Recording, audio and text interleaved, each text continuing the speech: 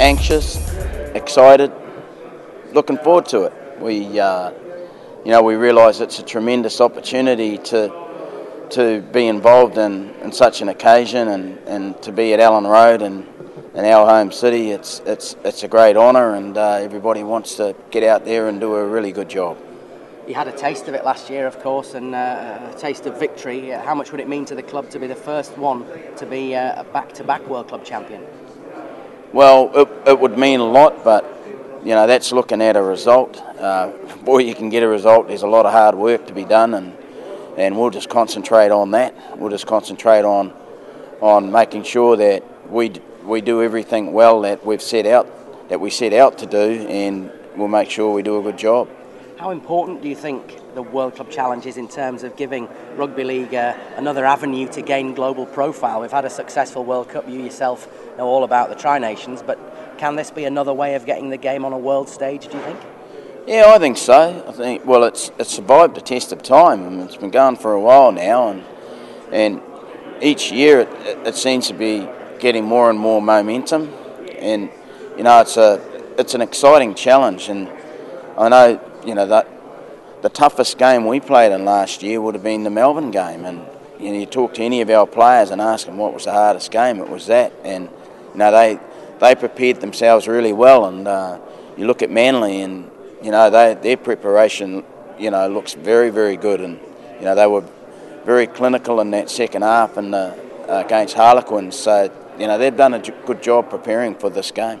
Just finally, big attendance expected on Sunday, plenty of blue and amber and Rhinos fans there. You really need a good vocal backing from your loyal fans, don't you? Oh, for sure, and we're blessed to have such fine fans, and and they can get out there in full voice and support us. We're very grateful, and and it's a huge boost, and it helps you through those tough periods, and so we'll be fighting hard and doing the best we can. So yeah, just keep supporting us. Yeah, it's good. I think we've built up nicely now. There's a feeling that we've had some good preparation and excitement coming in. I think we've picked up a few knocks last week, but hopefully everyone will come through, and I think the next couple of days will really be cranked up, and it'll be good. We're looking forward to it. There's a lot of players in the Leeds team who are almost veterans of big nights at Elland Road and lifting the world crown. Does it still hold a very special appeal for you? Oh, definitely. Yeah, it's as big as anything that we've done, really, and to become the best in the world at anything is a great opportunity to have, and thankfully we earned the right last year, and for the club, for everyone in the town, in the city, for every one of the players, it's just massive. It means so much, and I think because the season carries on pretty quickly straight after, we're straight into the games.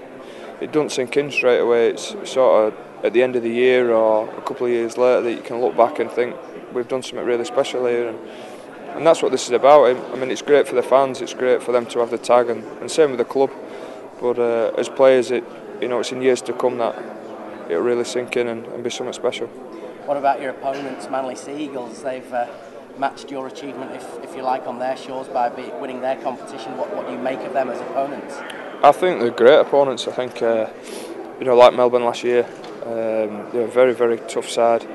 And when we think of the game we had against Melbourne last year, and we look back to their grand final and winning 4-0 against them, it's sort of see what we're up against and see the challenge that's in front of us. But I think all the guys are really looking forward to it. The internationals they've got in their side, and sort of the respect they've shown Leeds and our competition in many ways by the strength of the side they've brought, the preparation they've had. I think it's going to be teed up nicely.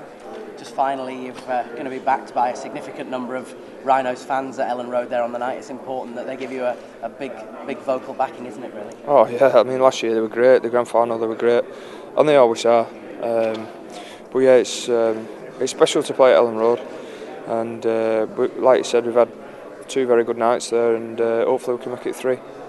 Yeah, it's been a great week down here in Leeds, and everyone's enjoying their time and very focused on the game. So it's quite serious, and we're looking forward to it. New experience, perhaps, for some of the boys, an international club game, if you like.